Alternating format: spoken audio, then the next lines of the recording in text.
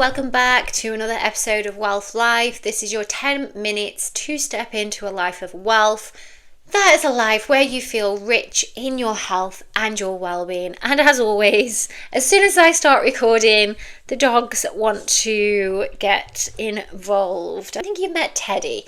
Dorothy is on my knee. Here, I'll get Teddy. This is Teddy.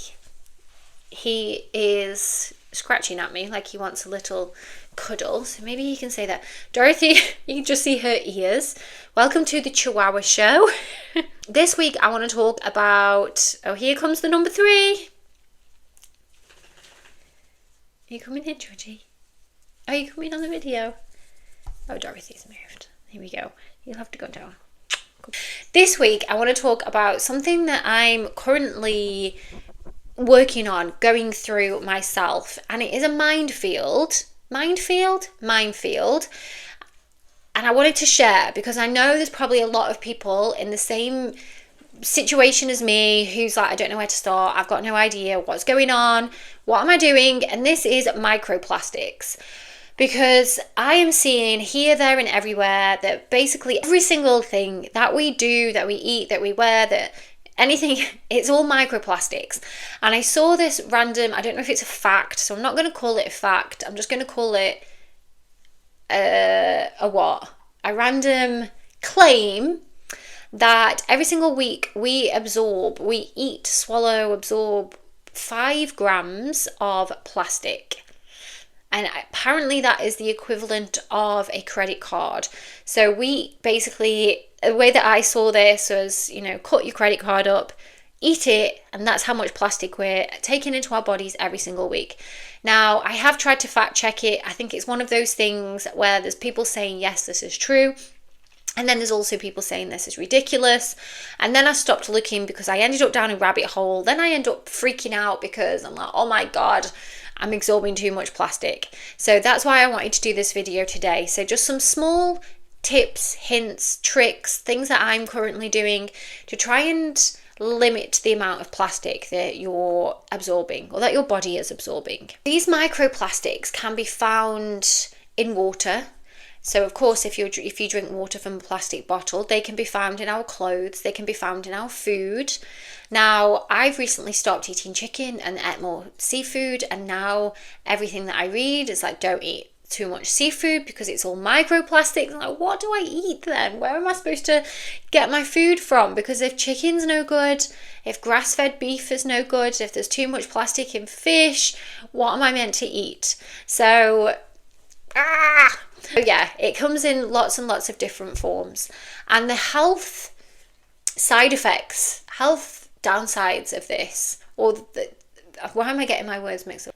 And the health concerns are disruptions in our hormones, they are inflammation, and of course there's unknown side effects, because this is quite a modern day phenomena, because it's virtually impossible to avoid plastics. And I was obviously this week, last week, past few weeks, past few months, I've really been trying to limit, and nearly everything has some kind of plastic on it. So it's really difficult to avoid. And if you just take a look around now, take a look around where you are, how much plastic there is. Think about when you go food shopping, how much plastics. This morning I was a bit hungry in the mall, and I just wanted a little pastry, and they had them wrapped in plastic boxes. So you had them behind the counter, which I opted for. But then just for convenience, so you can walk past and pick one up, there were so many of them also in plastic. And I was like, of course I'm not going to get one out of the plastic, but also why are they in plastic when just leave them behind the counter? Because it's so convenient for things to be wrapped in plastic. Anyway, that's another wealth video. So your simple swaps. Now, the first one you can do is swap your water bottles. Now, I used to always have my Evian bottle. I'd buy one, I would keep it, fill it up with tap water, and then after a while, once it got a bit scaggy and, I'd washed it a few times and it was a bit gross, then I'd buy another one. But then I invested in a stainless steel water bottle. Once I started to learn about, the microplastics, and living in Dubai and the plastic, it's even worse if the plastic is in the sun, and, all of these things. So switching out your water bottle. But then, of course, if you're using, so this is my dilemma at the moment. Yes, I drink out of a stainless steel bottle, but then I don't buy individual plastic bottles. I buy 5 gallon, it goes on the water cooler. But then I'm drinking water from a plastic bottle still. So I'm currently in the process of just finding the best filter so that I can use tap water that gets filtered to get rid of all these microplastics and all the nasties and the fluoride that's in the water. So again, these are just some things that you can do. I'm still in that process, but just by limiting, don't buy plastic bottles, limiting that is better than absolutely nothing. Also, looking at, when you're buying food, trying to buy food. Now, the convenience food. Can you opt for a version that's not in a plastic tray and it's in cardboard instead? Making your own food where you can, so you know what's in it. And if you do have leftovers, don't put them in plastic Tupperware, put them in a plate or a bowl, and then obviously, cover them with another plate or a bowl, so you're not getting the microplastics from the cling film or the Tupperware. And when you come to warm it up, don't warm it up in the plastic. These are all very simple, but things we just do on autopilot because, again, it's easy, it's quick, it's in the Tupperware, chuck it in the Tupperware. And even if you're feeling extra lazy, you might eat it directly from the Tupperware. So just trying to limit this. But again, what about things like yogurts? Because, we buy a yogurt, we eat it straight from the plastic. I don't know of any yogurt that comes in paper tubs or boxes. I don't know if you know, let me know. But there are some foods that we have to buy and they're in plastic. We don't have to, but we want to, and it's in plastic. So the more we can cut out where we can and where it is feasible and possible, then the less, the better. And your clothes. So of course, clothes, I live in yoga wear, which is one of the worst for plastics, and then when you're sweating and it's been absorbed by your skin. So I have found a brand that doesn't have plastics, but they're very difficult to find, which is ironic that a lot of the yoga companies who claim sustainability and looking after your body, that they have so many plastics and things in their clothes that they're not healthy to wear.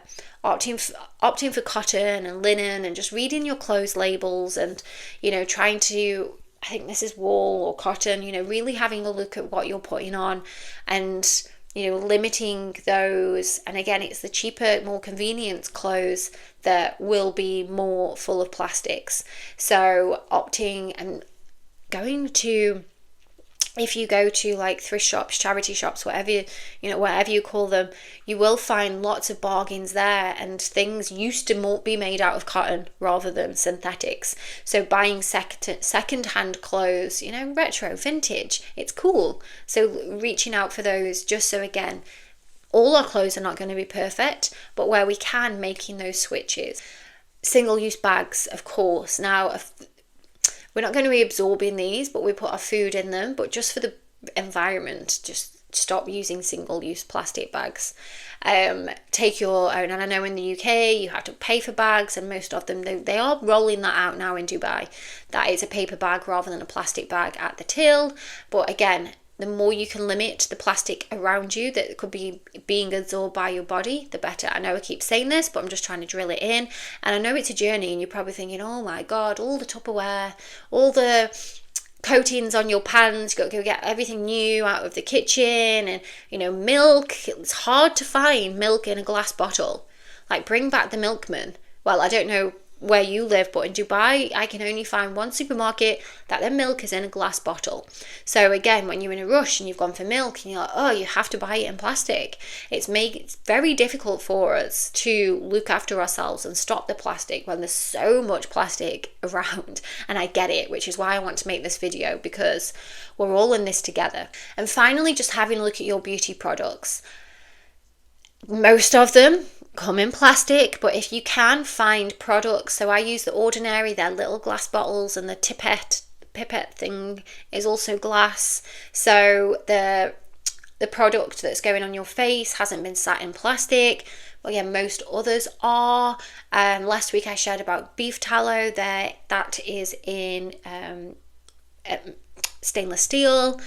Castor oils generally in a glass bottle, and essential oils glass bottle. So just trying to, if you're making those swaps at the same time, you'll probably find that that's also going to help you to limit plastic, where you can maybe check in the bottles that it's not if it's biodegradable, then great, that's probably going to be better for you. Some exfoliators, the ones with the little beads in, the micro beads, I can't think what they're called now, or are they called micro beads?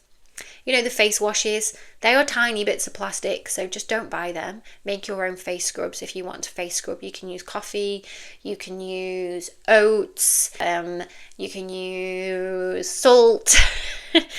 Anything that's a bit abrasive. So get rid of the microbeads, swap it for something more natural. Very last one. If you are a tea drinker, which I am not anymore, but I do drink herbal tea.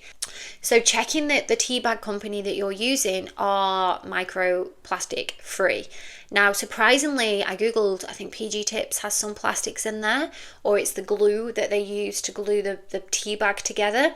Some tea bags are worse than others. Some tea bags are plastic free. Pukka is okay. So I've been buying Pukka herbal tea. Again, in the UK, we drink a lot of tea, English breakfast tea. So just check your tea bags. And that kind of makes sense because the actual tea bag itself historically, before, we had loose tea and then it was put in a bag. Again, it's all for convenience, but checking what your tea bags are made out of and just making a switch there. If you want to go fully safe, get yourself a little tea strainer and you can buy the loose leaf tea. You can buy PG Tips loose leaf. You can buy lots and lots of other teas loose leaf. Let me know what you think about all of this. Are you also on your own journey to try and be as plastic free, microplastic free as you can in a world that just wants to give us everything in plastic?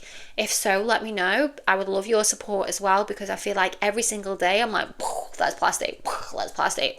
Everything's bloody plastic, and you try not to put it in your skin, on your skin, in your body. We can only do one small step at a time. So thank you for listening. See you next week. Stay wealthy.